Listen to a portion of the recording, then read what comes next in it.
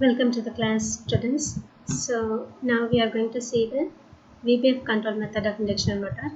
Already we have discussed the theory behind this in the last class. So here we are going to keep the VBF ratio at a constant value. To keep the flex at a constant value to avoid the adverse effect of increasing and decreasing the flex of induction motor. So this method is represented as variable frequency control also. So here we are going to see the theory behind this VBF control method. Okay, so for that we are going to define a ratio or a variable A. It is F by F rated. This F is the rated frequency. Yeah, F is the desired frequency at which you are going to operate the motor. F rated is the rated frequency of the motor. Usually it will be 50 Hz per hour system. Okay.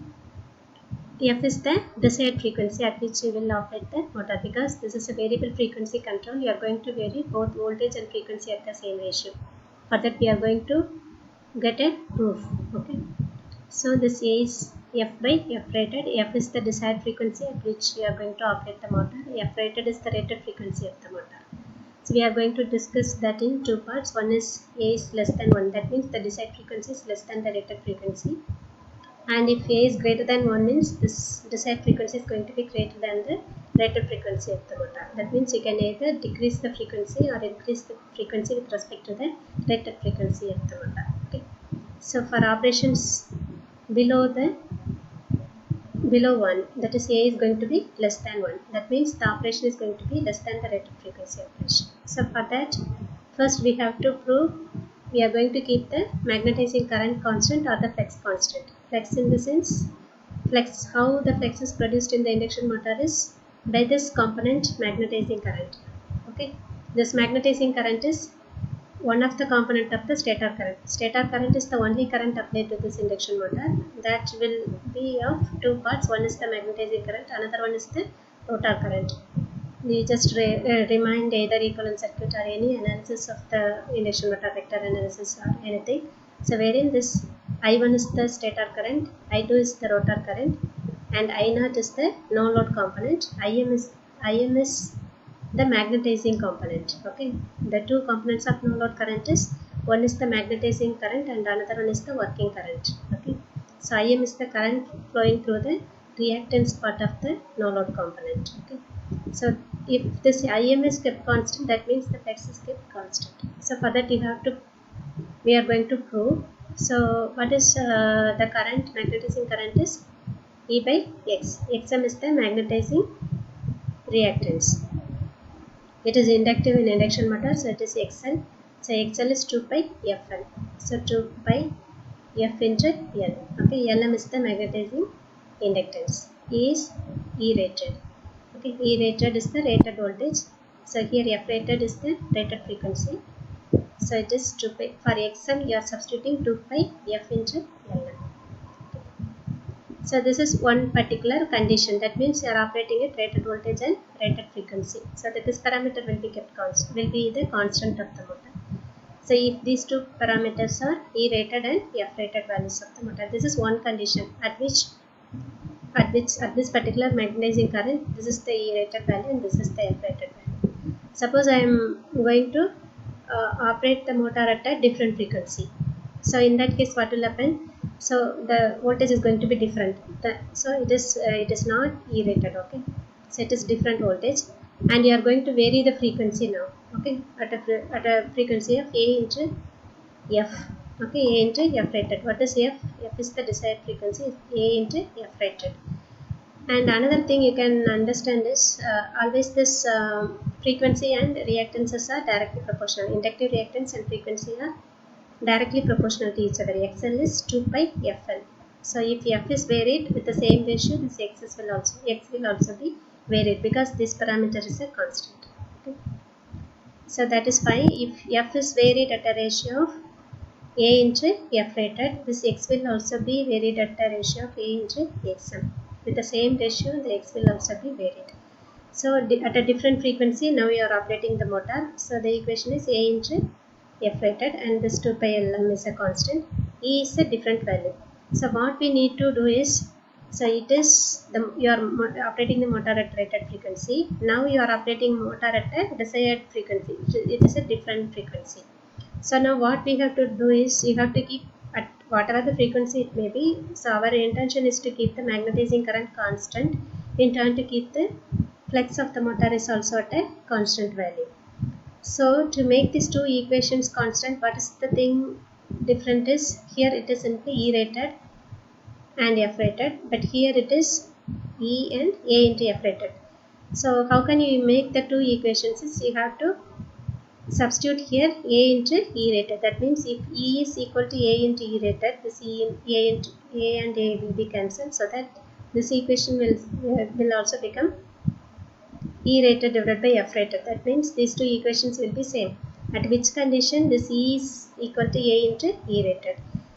So what we are going to understand from this is, if you vary the frequency with certain value to keep the magnetizing current constant, what you have to do is you have to keep the voltage also varied at the same ratio. Okay, if frequency is varied with the ratio of A, the voltage will also to be varied with the same ratio A. Okay, A may be any value between 0 to 1. That means it can be between 0 to 100%. Okay, either increase or decrease in this value A. Okay, so A can be at any value. But if frequency is varied with certain ratio of A, the voltage also should be varied at the same ratio. So this is the thing you have to understand. Okay, so to make the magnetizing current constant, or in turn to make the flex constant in this VBF ratio control, only then this VBF ratio will be kept constant. So for that, what you have to do is, if frequency is varied at certain percentage, with the same percentage the voltage also should be varied. Okay, so that this VBF ratio will be kept constant, and hence the flex will be maintained constant in this variable frequency control method of induction motor. And the analysis, all other analysis are going to be from the basic equations of induction motor. So you know what is the rated current, rotor current of induction motor is E by Ez. So E here is A into E rated, because it is a variable frequency control. Here E is going to be varied with the ratio of A. Okay, so it is A into E rated, and this, what are the three parameters will vary with the same ratio is, suppose if frequency is varied with some ratio A, then the EMF will also be varied with the same ratio A, and the reactance will also be varied with the same ratio. And another parameter is omega ms. Omega ms is the synchronous speed of the motor. It is 120 f by p. Okay, so 120 f by p. So other parameters are constant. Only this frequency depends upon the synchronous speed, omega ms. So omega ms is also directly proportional to the frequency.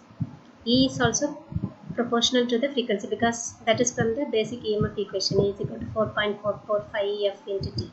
So wherein you can understand this, E is proportional to F. So if F is varied with certain percentage, E will also to be varied at the same percentage, and X, inductive reactance, is also directly proportional to frequency. So that will also be varied at the same percentage. And another parameter is the synchronous speed. So four parameters are going to be varied by varying the frequency at a same with certain ratio. Here we have considered that ratio as A. So if F is AF, then E is also A into E, X is also A into X, and finally this omega ms is also A into omega ms. Four parameters are being varied with the same ratio. Okay, so that what is the simple rotor current equation is, it is E by Ez.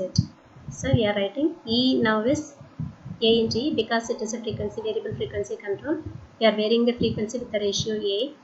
So it is A into E, and here also A into XR. Rotor reactance is also varied here. So if we take out this A outside, so it is A square. So the square root of A square will be A. So this A and A will be cancelled, but here A will be included. So it is RR dash by AS the whole square plus XR dash. So this is the rotary equation. So now what you have to understand is, now what we are doing is this magnetizing current is kept constant. You just remember the equivalent circuit of induction motor. So there are three parts of the current. One is stator current, that will be divided into two parts. One is magnetizing current and another one is the rotor current. The magnetizing current, in the sense, there will be again two parts. One is, that is no load current. Actually this I1 is the vector addition of I0 and I2 dash. This I2 dash here is represented as rotor current, okay. And I0 having two components, one is magnetizing component and another one is the working component. Already we have assumed that stator resistance is very lesser and this working component will also be very lesser.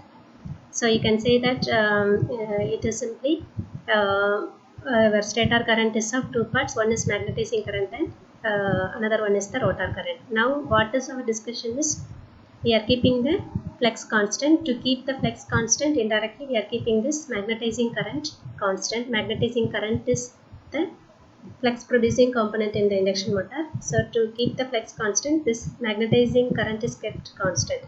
So if magnetizing current is constant, then rotor current will also be constant, because these two are the two parts of the stator current. So I1 is Im and I2 dash. Since this Im is kept constant, this IR is also going to be constant. This rotor current is also going to be constant. So in this equation you see, in this equation already this E is constant because it is a rated voltage. The E rated is a rated voltage is a constant, and rotor resistance is also a constant and reactance is also a constant. So if you understand this IR is going to be constant, which parameter is going to be constant? This AS is going to be constant. It is very important. You just always keep it in mind that in this constant flux control or constant feedback ratio control, by keeping this magnetizing component, this component AS is going to be indirectly maintained constant. Okay, so that is very important. So then you are writing the equation for slip. So you know slip is ns minus n by ns, or you can say that omega ms minus omega m by omega ms. So here it is a variable frequency control. So omega ms is, since it is directly proportional to the frequency, now it is also a into omega ms minus omega m by a into omega ms. So what you can write from this equation is AS is equal to a into omega ms minus omega m by omega ms. Okay.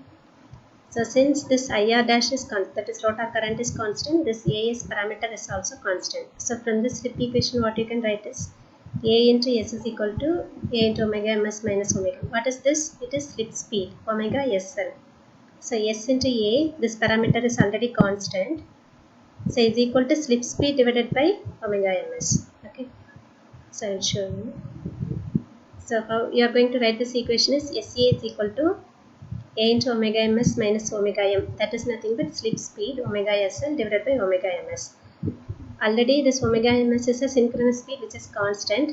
Since this parameter is constant in this V-wave control, the slip speed will be constant. What is slip speed? What is the physical meaning of slip speed? It is the difference between synchronous speed and actual speed of the motor. Okay. So if you keep this V by F ratio control, by keeping this magnetizing current constant, this SA will be constant and the slip speed will be constant. So how the speed or characteristics of induction motor will become? So it will be straight. So the speed between this no load and full load is going to be constant. That is omega ms, and actual speed of the motor is going to be constant. Slip speed is constant.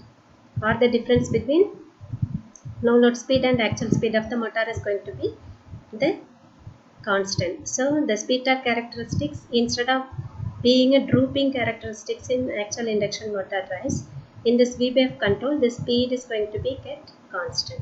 Change in speed is going to be constant for a particular frequency. So this is the operation at omega ms. So this is the operation at some other frequency. Whatever the frequency it may be, the change in speed from no load to full load, that is the change in speed, slip speed is going to be constant. So you are getting a straight characteristics curve. Okay, it is one thing. And another thing is, while deriving this equation, you will be getting this maximum torque conditions and all that. This condition and all, you know, maximum slip maximum torque is obtained at a condition that this R2 is equal to S into X2. So here S into X2, X is A into XR. So on substituting this condition, you will be getting this is the maximum torque. So here also all the parameters are constant. So what you can understand this